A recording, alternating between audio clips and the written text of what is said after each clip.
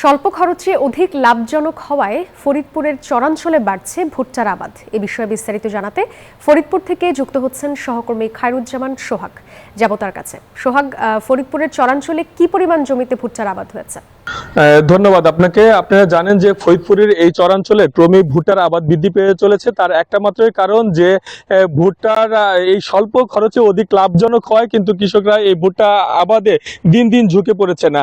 আমরা কথা বলেছিলাম কৃষি সম্প্রসারণ অধিদপ্তরের সঙ্গে, তারা আমাদেরকে যেমনটি জানিয়েছেন যে গেল বছর ভুট্টার আবাদের লক্ষ্যমাত্রা নির্ধারণ করা হয়েছিল 5,200 হেক্টর। এই ভুট্টার ফলন এবং দাম ভালো পায় কৃষকরা কিন্তু এই বছর 6,051 হেক্টর ভুট্টার আবাদ করেছেন, এমনটা কিন্তু আমরা জানতে পেরেছি। আমরা একটু এই বিষয়ে কথা বলতে চাই কৃষকদের সঙ্গে। ভাই, এই বছর ভুট্টা কি পরিমাণ জমিতে আবাদ করেছেন এবং ফলন কেমন হচ্ছে? আমরা প্রত্যেক বছরের চেয়ে এবার একটু বেশি করছি। কারণ হলো যে আমাদের গমের আবাদ করলে 6 থেকে 7 মণ করে গম হয়, তাতে 1200 টাকা করে বেচে বাজে আমাদের কিছুই থাকে না।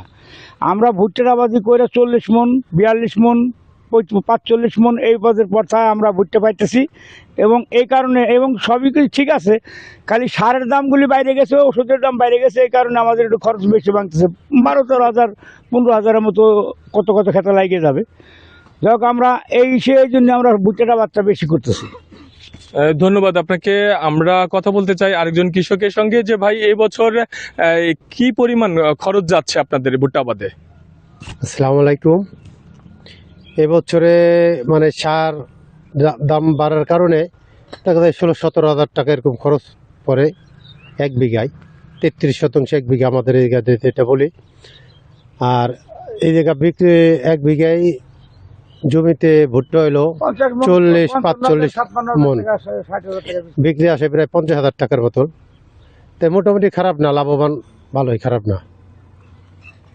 ধন্যবাদ আপনাকে। আপনারা শুনতে পাচ্ছিলেন যারা কৃষক রয়েছে তারা বলছিলেন যে তারা গত বছরে কিন্তু বেশ ভালো দামে বিক্রি করতে পেরেছিলেন। প্রতি মণ ভুট্টা তারা 1100 থেকে 1200 টাকা করে মণ বিক্রি করেছিলেন। এবছরও কিন্তু যার কারণে তারা অধিক পরিমাণ জমিতে ভুট্টার আবাদ করেছেন।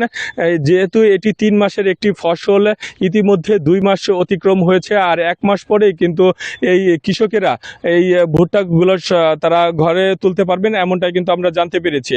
তবে একটা কথা যদি আপনাদেরকে জানিয়ে রাখি যে এই ভুট্টার দিয়ে কিন্তু গোখাদ্য এবং মুরগির যে খাবার রয়েছে সেই খাবার তৈরি করা হয়ে থাকে। এছাড়াও যেই বেকারিগুলো রয়েছে সেই বেকারিতে বিভিন্ন কাজে এই বিস্কিট তৈরিতেও কিন্তু এই ভুট্টার চাহিদা দিন দিন বাড়ছে।